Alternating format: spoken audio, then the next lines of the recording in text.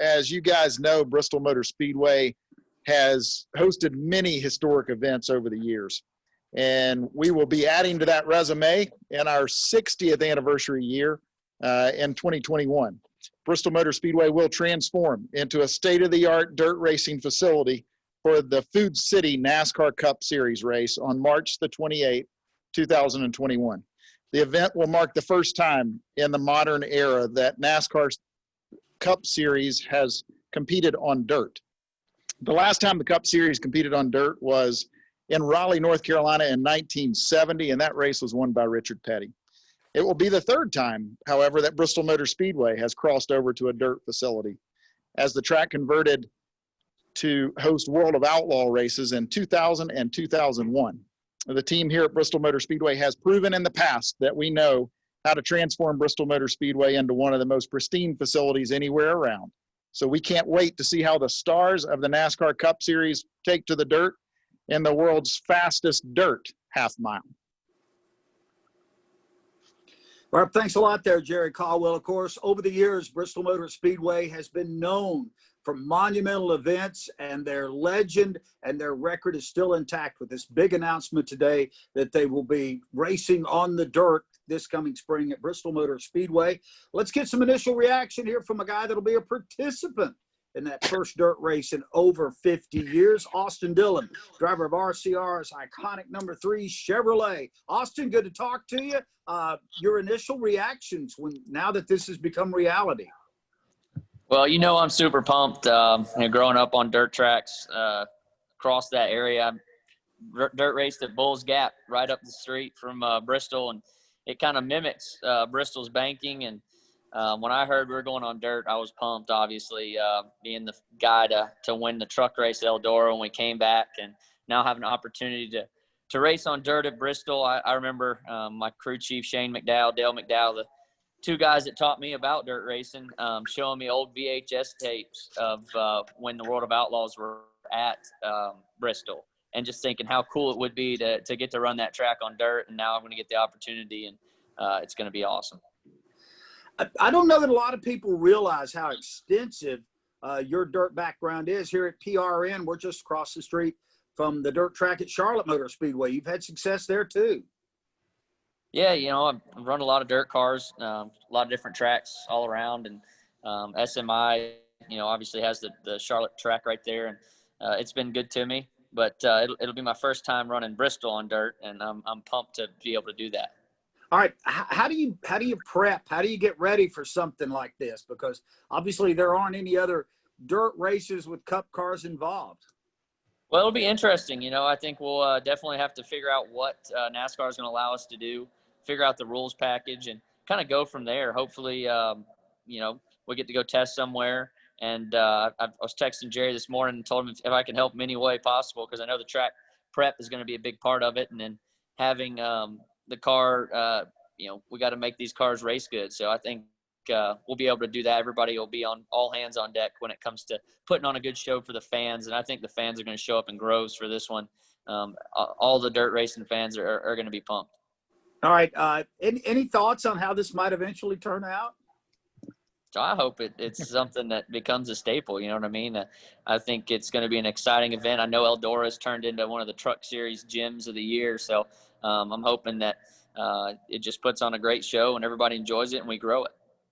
And Austin's been a proponent for this for years. And I'm so excited to be able to see him participate.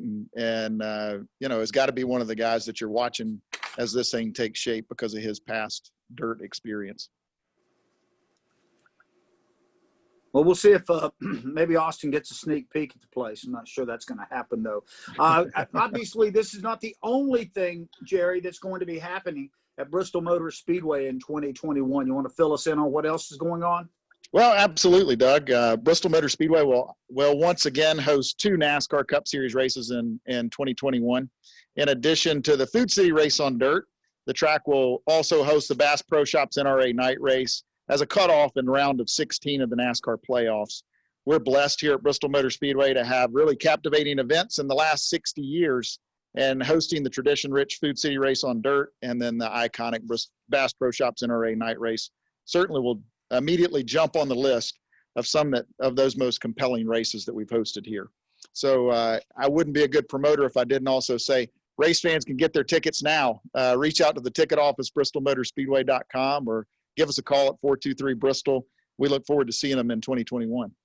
Can't let that slip by. I know, speaking on behalf of all the Performance Racing Network crew, the Bristol Night Race is always one of our most exciting events of the year. Everybody gets really pumped up about coming up there to broadcast, so can't wait. And, of course, Austin, quick question here. How was it being a cutoff race for the first round of the playoffs this year? Well, I think it put on a great show. A lot of drama leading into it. People were nervous, and I think a lot of people expected, Blaney and DiBenedetto as a track like Bristol, where they run great at, to kind of be the upset. And, we were able to make it to the next round and get to Vegas. So I'm pumped about this weekend because we got to score a lot of points. We got to win the race. So we're going to Talladega with guns blazing, try and put ourselves into the next round of the playoffs. Jerry, anything else you'd like to add in here? Well, I obviously want to also thank the fans. This really is a response to fan feedback. We've heard in research that we've done from fans for several years now, what would they like to see at Bristol Motor Speedway? And it was dirt racing along with another football game and live music. So we wouldn't be here without the fans. And then obviously we wouldn't be here without our great sponsors, Food City and Bass Pro Shops, NRA, Alsco, Bush's Bean, Pinty's, and Chevrolet. They really help make all this happen. So thankful for their support and participation. Austin, you want to put a button on this part of the program? Any final thoughts here about returning to Bristol in a new fashion this coming spring? Yeah, I'm just proud of our sport. We're really stepping out there and doing different things and changing the schedule up. Everybody at NASCAR, willingness to be open. They see that our fan base comes from the dirt tracks across the country. And it's cool that we're able to put something like this together and make it happen in NASCAR. Not all sports do things like this, step outside of what they're comfortable doing. And I think it's special. So I'm pumped and ready for us to get to Bristol and put on a show. Well, good luck this weekend, and thanks a lot for your time. We appreciate it. All right. Thanks, guys. Thanks, Austin. Austin Dillon, driver of the 3-car. I'm going to hand the microphone over to Anthony Vestal of Bristol Motor Speedway now, and Anthony's going to start fielding some of your questions here. Anthony, it's all yours. All right. Thanks a lot, Doug. Before we begin with the questions, I'd like to remind the media on the Zoom, if you have a question, please raise your hand. In order to raise your hand, just click the participants option at the bottom of your screen, then click on the raise hand option, and we will try to get to you as quickly as possible. In the interest of time, we ask the media only ask one question so we can get to as many of you as possible in the allotted time we have for questions. We'll take our first question from here in the media center, Jeff Birchfield of the Johnson City Press. Jerry, I know most dirt track races aren't, very long as far as the length of them, and not the typical 500 laps. Have you guys going to have heat races, all that type of stuff? And have you got like a length that the race will actually be? Well, obviously we'll work with NASCAR on that format. We don't have those details to release quite yet, but NASCAR's working on the format. Again, as Austin mentioned, they'll work on the rules package that'll fit this. So lots more to come on that, but sure to be exciting. Take our next question from Zoom with Bob Pockforts. Go ahead, Bob. Yeah, Jerry, what did you learn in 2000 and 2001 that you feel like you can apply to this as far as the conditions of the track and how it will race? I think number one, we learned we could do it.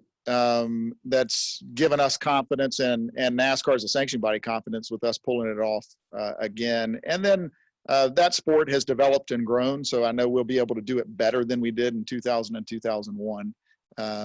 But mainly we have the experience. Those guys that did that, a lot of them are still here at the racetrack and able to help us pull that off and make sure that it's best as possible. All right, a reminder to the media, if you do have a question, click the participants button at the bottom, raise your hand. Our next question will come from Jerry Jordan of kickingthetires.net.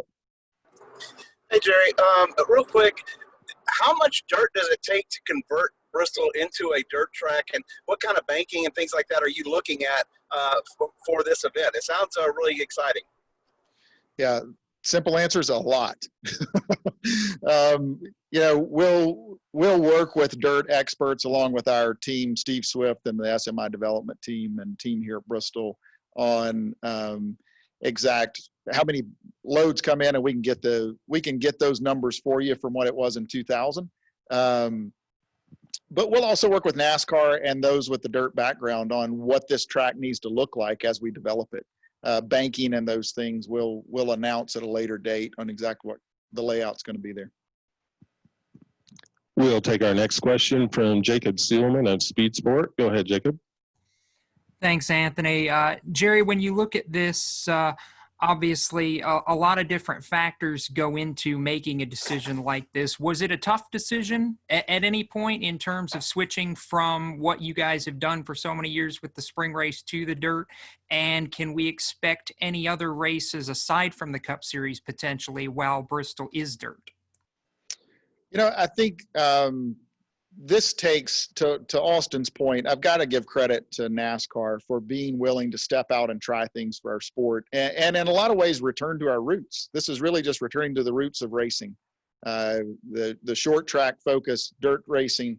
So I'm thrilled that we've been able to do it. It's been talked about for a while and shared through all of the different parties, because the other thing that has been so apparent with our sport the past year especially is the amount of collaboration and cooperation from all aspects. So sanctioning body and the teams and all the other stakeholders. So it took cooperation and input from all of those, and to make sure that we could pull it off again, having done it before allowed us to know that we could do it again, and we can do it better than we did. So we look forward to that. As we have your second question, once the dirt's down, then it's going to make sense for us to explore some other options of how we can use that. So we'll see what comes about there. Thank you. All right. Looks like we'll go back to Bob Pockris for a second question.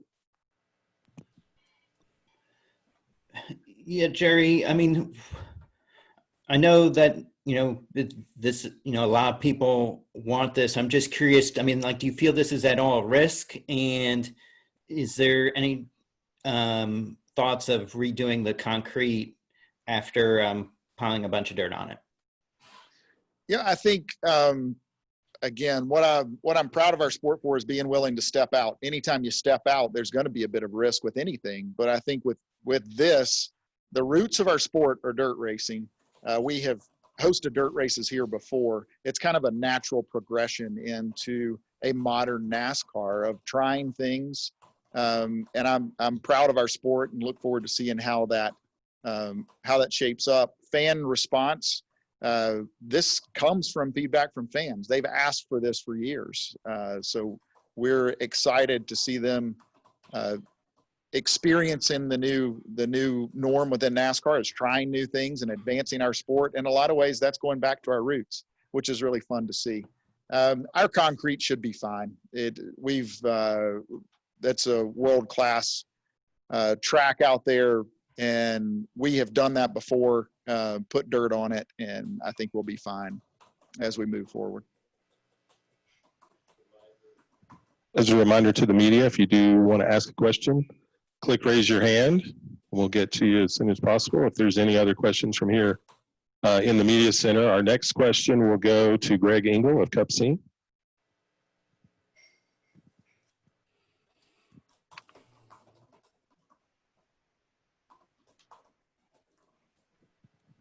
Go ahead, Greg. Sorry, I wasn't muted. I was muting myself, which is make a lot of people happy. Congratulations on congratulations on getting to this point, because I know it was really easy and it was like 20 minutes and done. But on a serious note, and maybe you talked about this, but has there been any talk about on either race being a one-day show like we've been doing, or is it too soon to say that for sure?